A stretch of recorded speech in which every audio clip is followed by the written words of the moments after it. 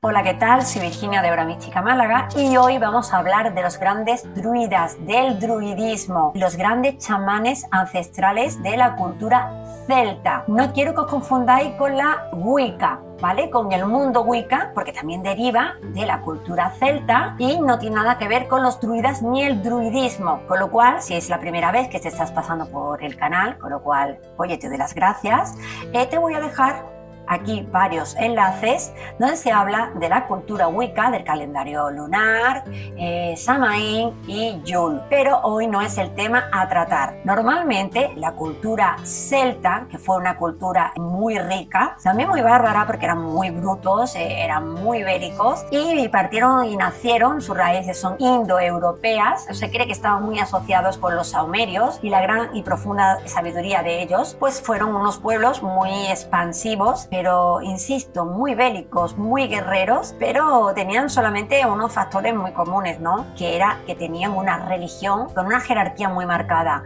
La religión era el druidismo. ¿Quién eran los druidas? Los druidas, vamos a decir que estaban marcados por tres subcategorías, desde abajo hasta el que conseguía llegar a ser druida. Vamos a decir que la primera jerarquía estaban los bardos. Los bardos, vamos a decir, si estuviéramos en la actualidad, pues diríamos que son los grandes poetas, los músicos, eran personas como muy bohemias, eran grandes filósofos, grandes pensadores. Dentro de esa jerarquía religiosa se les sabía perfectamente identificar fácilmente porque llevaban una túnica de color azul. Sí es cierto que dentro del druidismo, disculpad, sí se les veía un poco mal, como gente un poquito pues de baja altura, y que irónicamente, fijaros, con el paso de los tiempos, nunca mejor dicho, pues han jugado un papel muy importante, porque si sabemos precisamente de la cultura celta y sobre todo de los druidas, un mundo demasiado cerrado,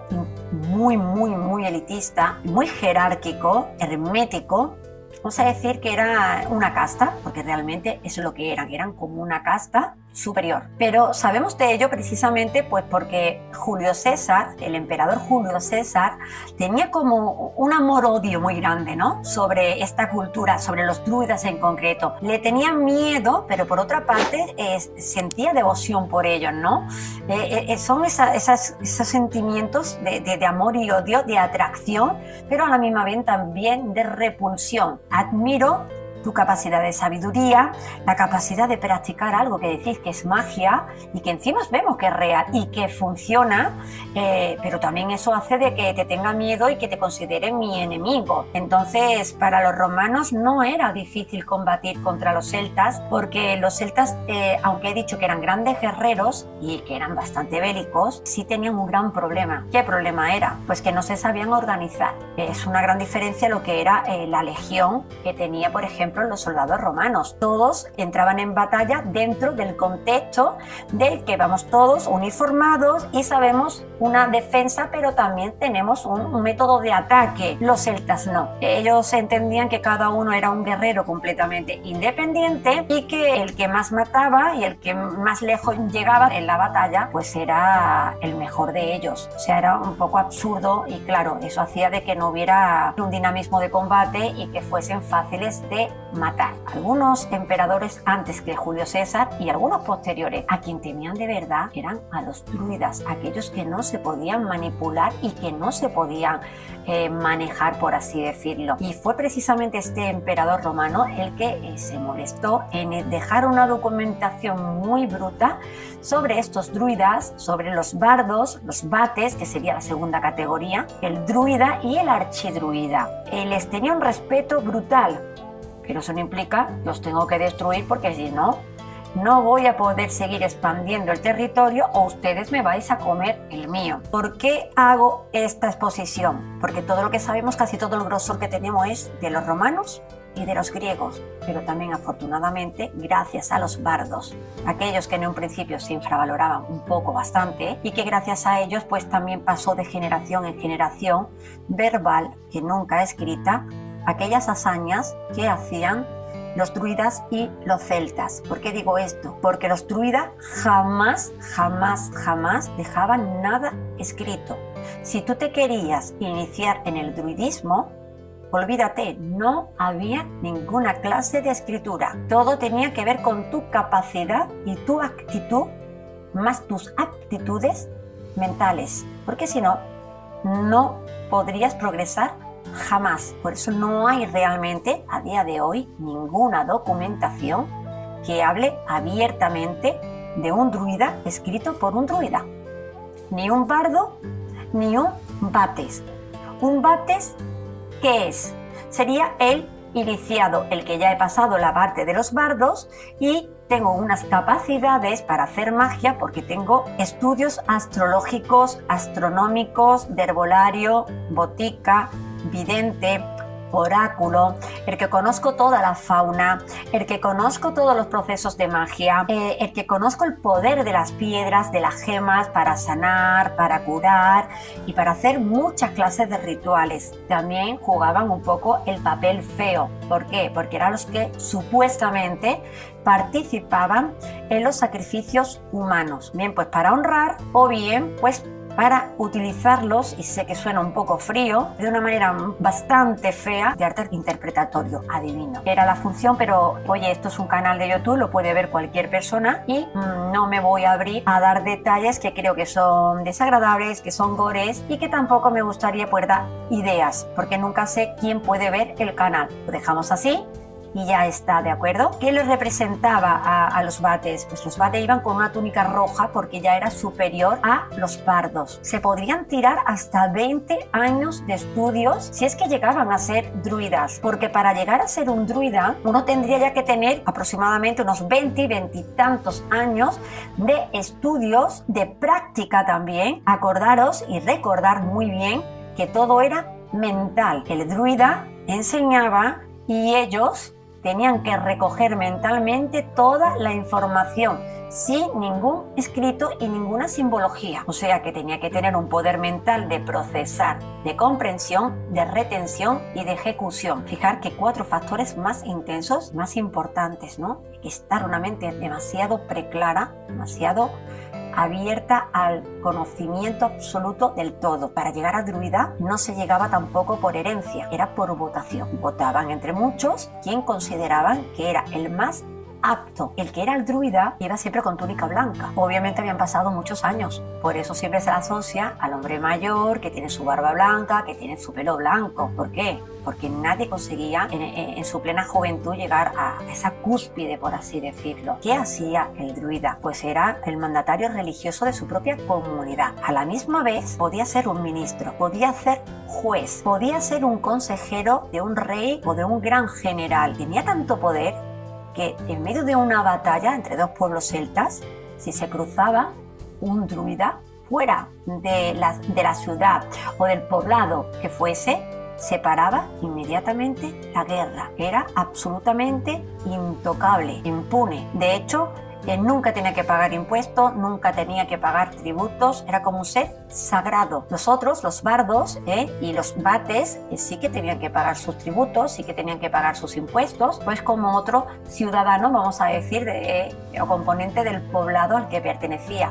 Pero un druida, nunca. El druida era la única persona que tenía el poder del roble, porque la palabra druida es algo así como el sabio del roble o la sabiduría del roble. Era lo único que podía tener la hoz de oro y coger del árbol del roble en concreto sagrado y cortar el día concreto para hacer los rituales, cortar con la hoz ese trozo de muérdago que para ellos eran unas hierbas increíblemente mágicas, echarla en el pañuelo o paño blanco e iniciar los rituales. También era, vamos a decir, como coprotagonista en los sacrificios de otras personas, sobre todo si eran reos, porque habían hecho algo que no estaba bien y si estaban condenados a muerte, pues ahí se hacía un sacrificio humano. Había muchas maneras de hacerlo, yo insisto, no lo voy a decir, no lo voy a poner en este vídeo. Irónicamente quiero decirte que también existe el archidruida. El archidruida vamos a decir que es el jefe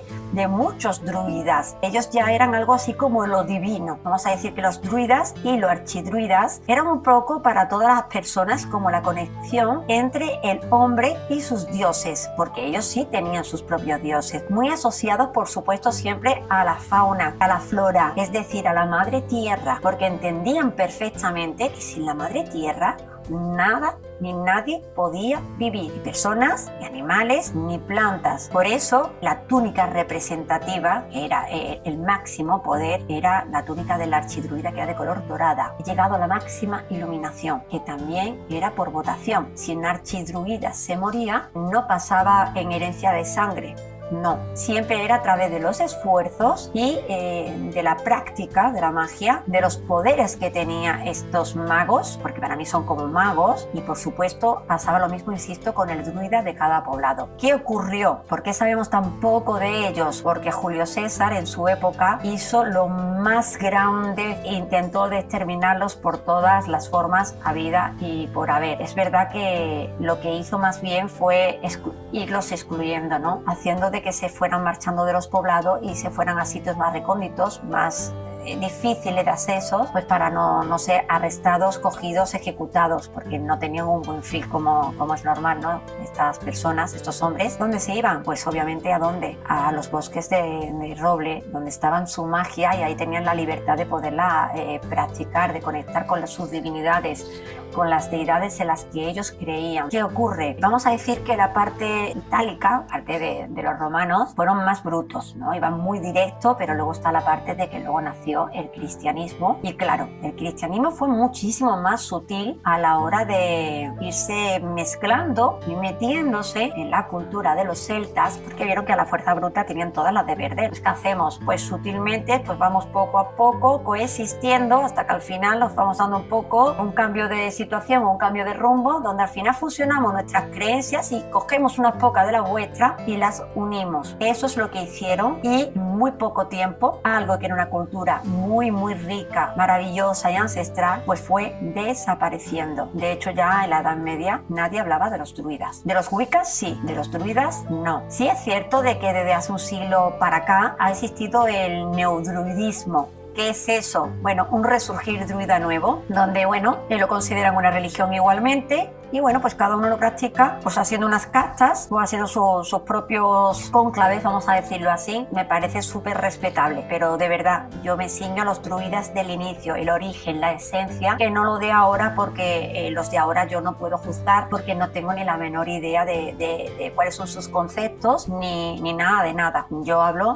del druidismo ancestral, el origen, que sí que los druidas al final echaron muchísimo peso en Escocia, en la Galia también, hablaban el gaélico y bueno, pues en la zona de Irlanda y de Gran Bretaña. Ahí podemos encontrar todavía mucho indicios celtas y de los druidas y también de los wiccas. Antes de terminar, quiero deciros de que también existían las mujeres druidas. Las mujeres druidas también pasaban por 3 ciclos, por así decirlo. Era difícil salir del primero. Salir del primero, ¿por qué? Porque era algo así como, bueno, hay que guardar la castidad, la virginidad, vivir recluida por y para siempre y mantener el fuego eterno siempre encendido. Esto de mantener el fuego encendido se puede ver en otras muchas culturas, en honor a la diosa Diana o a otros muchos dioses o diosas, pero sobre todo normalmente diosas. En la segunda categoría estamos hablando de mujeres que también eran grandes videntes, grandes oráculos, personas que te preparaban para la hora de pasar el umbral, ¿no? Pasar desde la muerte física a la parte del renacer espiritual. Grandes boticarias, también sanadoras, mujeres también muy guerreras, porque si algo ha caracterizado a esta cultura es que se respetaban a los hombres y mujeres por igual, y la que llegaba también a ser mujer druida se le respetaba exactamente igual que a un hombre druida. Entonces eso, si lo comparábamos con las mismas civilizaciones que estaban contemporáneas, que estaban en la misma linealidad,